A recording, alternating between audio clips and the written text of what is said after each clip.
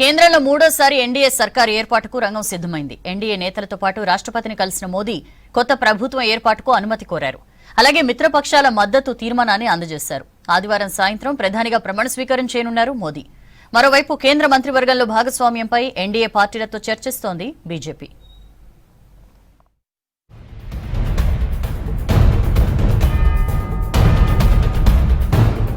దేశానికి మరోసారి సేవ చేసే అవకాశం రావడం గర్వంగా ఉందన్నారు నరేంద్ర మోదీ. మూడోసారి ప్రధానిగా అవకాశం ఇచ్చిన ఎన్డీఏ మిత్రపక్షాలకు ధన్యవాదాలు తెలిపారు. ఈసారి మరింత ఉత్సాహం, బాధ్యతతో పనిచేస్తానని చెప్పారు. ఎన్డీఏ నేతలతో కలిసి రాష్ట్రపతిని కలిసిన మోదీ ప్రభుత్వ ఏర్పాటుకు అనుమతి కోరారు. ఆ తర్వాత మిత్రపక్షాల నేతల మద్దతు తీర్మానాన్ని అందజేశారు.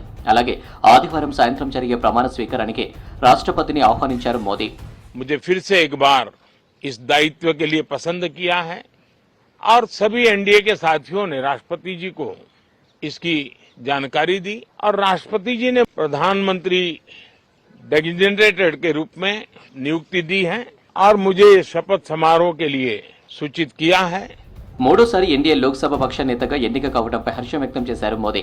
ప్రజల కలలను సాకారం చేసేందుకు నిరంతరం కృషి చేస్తామన్నారు. విశ్వాసం అనే బంధం ఎన్డీఏ నేతలను ఒక్కటిగా కలిపిందని చెప్పారు. తనపై నమ్మకంతో నాయకత్వ బాధ్యతలు అప్పగించినందుకు కృతజ్ఞతలు తెలిపారు.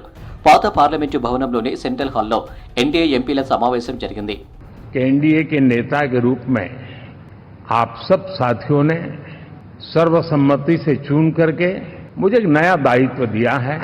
मैं आपका बहुत बहुत आभारी हूं और मैं आज देशवासियों को यहां से विश्वास दिलाना चाहता हूं कि आपने जिस प्रकार से हमें बहुमत देकर के सरकार चलाने का सौभाग्य दिया है, ये हम सबका दायित्व है कि हम सर्वमत का निरंतर प्रयास करेंगे और देश को आगे ले जाने के लिए हम कोई कोर कसर नहीं छोड़ेंगे.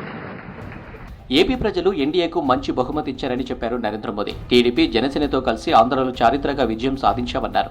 ఈ విజయంలో పవన్ కళ్యాణ్ది కీలక పాత్ర అని చెప్పారు. పవన్ కళ్యాణ్ అంటే ఓ సునామీ అని ప్రశంసించారు. ఇక సౌత్ లో కర్ణాటక, తెలంగాణలో కాంగ్రెస్ ప్రభుత్వాలే ఉన్నా లోక్సభ ఎన్నికల్లో ఆ పార్టీలను ప్రజలు ఆదరించలేదని చెప్పారు మోదీ. आंध्र मैं अबू बाबू को पूछ रहा था, बोले हिस्टोरिकली ये सबसे हाईएस्ट विक्ट्री है. और ये जो यहाँ दिखता है ना पवन, ये पवन नहीं, ये आंधी है. आंध्र ने इतना बड़ा हमारे प्रति जनमत दिया है. దేశాభివృద్ధికి మోదీ ఎంతో సేవ చేశారన్నారు అమిత్ షా. మూడోసారి ప్రధానిగా మోదీ బాధ్యతలు తీసుకోవడం గర్వంగా ఉందన్నారు. మోదీ నాయకత్వంలో భారత్ అగ్రగామిగా నిలుస్తుందన్నారు షా. ये प्रस्ताव 140 करोड़ की देश की जनता के मन का प्रतिघोष. లోక్సభ ఎన్నికల్లో ఎన్డీఏ విజయానికి మోదీ ఎంతో కష్టపడ్డారన్నారు టీడీపీ చీఫ్ చంద్రబాబు. 10 ఏళ్ల మోదీ పాలనలో దేశం అన్ని రంగాల్లో అభివృద్ధి చెందిందన్నారు. మోదీ నాయకత్వంలో ప్రపంచవ్యాప్తంగా భారత్ ప్రతిష్ట పెరిగిందన్నారు. ఇండియాకు సరైన టైంలో సరైన లీడర్ వస్తున్నారన్నారు చంద్రబాబు. మోదీ నాయకత్వాన్ని యావత్ భారత్ స్వాగతిస్తుందన్నారు జనసేన అధినేత Pawan Kalyan. But recently we are moving very aggressively. The reason is very clear. We are having leader. That leader is Narendra Modi. Now I proudly propose the name of Sri Narendra Modi ji on behalf of Telugu Desam Party for the post of Prime Minister of this great nation. The mighty Himalayas will never bow down like that. Under your leadership, Bharat will never bow down. And we really take pride under your leadership, to work under your leadership, sir. NDA పక్ష నేతలంతా BJP జాతీయ అధ్యక్షుడు JP Nadda నివాసంలో భేటీ అయ్యారు. TDP chief చంద్రబాబుతో పాటు పవన్, నితీష్ కుమార్, ఇతర నేతలు కేంద్ర మంత్రివర్గ కూర్పుపై చర్చించారు. ఎన్డీఏలోని పార్టీలన్నీ మంత్రివర్గ కూర్పుపై ఏకాభిప్రాయానికి రానున్నారు. ఏవైనా మార్పులు ఉంటే మోదీ, షాలతో చర్చించి ఫైనల్ చేసే అవకాశం ఉన్నట్లు తెలుస్తుంది.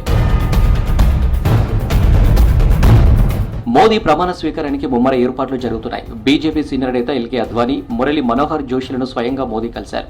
జూన్ 9న జరిగే ప్రమాణ స్వీకారానికి రావాలని ఆహ్వానించారు. అలాగే ఇరువురు నేతల ఆశీర్వాదం తీసుకున్నారు.